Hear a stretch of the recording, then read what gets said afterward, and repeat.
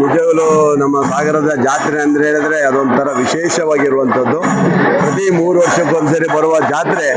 ಇಡೀ ರಾಜ್ಯದ ನಮ್ಮ ಎಲ್ಲ ಜನ ಇಲ್ಲಿಗೆ ಬಂದು ದೇವಿಯ ದರ್ಶನ ಪಡೆದು ಹೋಗುವಂಥದ್ದು ವಿಶೇಷವಾಗಿದೆ. ನನಗೇನು ಖುಷಿ ಇದೆ, ಎಲ್ಲ ವ್ಯವಸ್ಥೆ ಮಾಡಿದ್ದೀವಿ. ಆದರೆ ಜನ ಜಾಸ್ತಿ ಬರೋದ್ರಿಂದ ಸ್ವಲ್ಪ ಒತ್ತಡ ಆಗ್ಬೋದು. ಆದರೂ ಸಹ ನಮ್ಮೆಲ್ಲ ಅಧಿಕಾರಿಗಳಿಗೆ ಎಲ್ಲ ವ್ಯವಸ್ಥೆ ಮಾಡೋಕ್ಕಾಗಿ ಹೇಳಿದ್ದೀವಿ. ಎಲ್ಲರೂ ಒಟ್ಟಿಗೆ ಮತ್ತು ಕಮಿಟಿಯವರು ನಾವೆಲ್ಲ ಸೇರಿ ಈ ಒಳ್ಳೆ ರೀತಿ ಮಾಡ್ಕೊಡ್ತೀವಿ. ಎಷ್ಟು ಜನ ಆಗ್ಬೋದು ಅನ್ನೋ ನಿರೀಕ್ಷೆ? ಒಂದು 20 ಲಕ್ಷ ಜನ ವ್ಯವಸ್ಥೆ ಆಗ್ಬೋದು ಅಂತ ತಿಳ್ಕೊಂಡಿದ್ದೀವಿ. ಅಂದರೆ ಈ ಪಟ್ಟಣಕ್ಕಿಂತಲೂ ಜನ ಜಾಸ್ತಿ ಬಂದರೆ ಇದನ್ನು ಹೇಗೆ ನೀವು ನಿಭಾಯಿಸ್ತೀರಿ? ಏನು ಮಾಡೋಕ್ಕಾಗಲ್ಲ, ಒಂದೇ ಸೇರಿ ಏನು ಬರೋಲ್ಲ, ದಿನನಿತ್ಯ ಬರ್ತಾರೆ. ಅದಕ್ಕೆಲ್ಲ ವ್ಯವಸ್ಥೆ ಮಾಡಿದ್ದೀವಿ.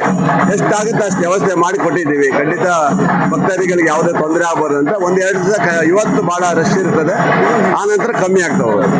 ಜಾತ್ರೆಯ ದೃಷ್ಟಿಯಿಂದ ಇಡೀ ರಾಜ್ಯದ ಜನಕ್ಕೆ ಏನು ಹೇಳಕ್ಕೆ ಇಚ್ಛೆಪಡ್ತೀವಿ?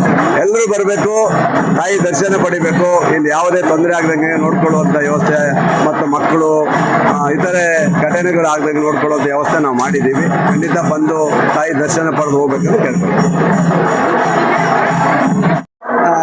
ನಮ್ಮ ಕ್ಷೇತ್ರದ ಶಾಸಕರ ಪತ್ನಿಯಾಗಿ ಜಾತ್ರೆಗೆ ತಾಯಿಯ ಭೇಟಿಯನ್ನು ಮಾಡಿದ್ರು, ಏನು ಅನಿಸುತ್ತೆ? ಭಾಳ ಸಂತೋಷ ಆಗುತ್ತೆ. ತಾಯಿ ಆಶೀರ್ವಾದ ನಮ್ಮ ಸಾಗರದ ಜನತೆಗೆ ಎಲ್ಲರಿಗೂ ಸಿಗಲಿ, ಎಲ್ಲರೂ ದರ್ಶನ ಮಾಡಿ ಎಲ್ಲರಿಗೂ ಒಳ್ಳೆ